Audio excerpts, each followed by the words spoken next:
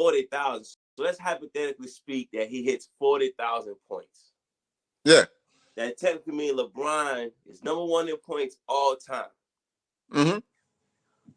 What does this mean for LeBron James? I mean, do you want to reminisce on that, or you want to think about that, or you want me to go first? Go first. Go first. All right.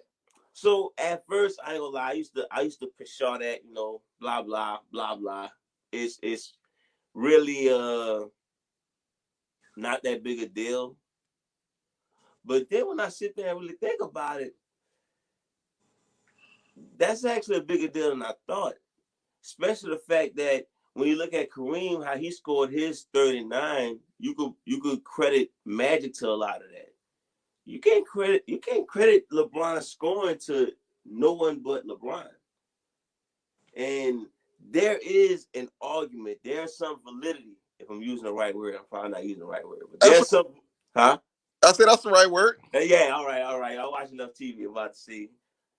There's some validity there if he gets number one all-time in points. I know I sound like Shaq. I know I sound like Isaiah Thomas. I sound like these old dudes. But I'm starting to look at the Jordan fans and wonder, how is that not a tip of the cap? How is his argument not more solid for the number one? Now, I had to do a reanalyzing when I think the best time to, judge LeBron is when he's retired, but 24-hour media, what you gonna do? So you can't sit on your ass and wait for him to retire, because technically he gonna try to play 2 more years. But most points all time and never was a second option. I'm starting to think that might give him that GOAT title.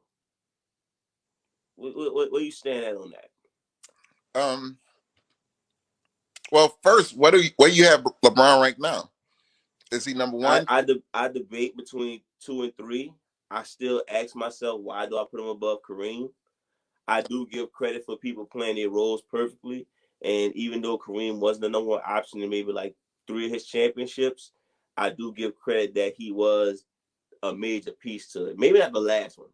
The very last one, maybe he was the 3rd option. But I don't like to discredit people for playing their role. And if I'm going to discredit Kareem for playing the second option, then why I'm not then where I'm gonna stand at when it comes to picking up all LeBron career. So 2 and 3. When I get down to it, I'm gonna have it solidified. I might go LeBron way just on the strength of my resume versus dominance argument. Okay. If I'm being consistent, LeBron will be number 2. So. All right. So, but basically, we have Kareem as 2 or 3. Okay. Maybe, And what I'm saying is, the scoring title didn't make Kareem number 1. Why would the scoring title make LeBron number 1? And what I mean by that, even if we go by when Jordan retired in '93, there was already talks of him being number 1. It probably wasn't like unanimous. It probably wasn't something like that.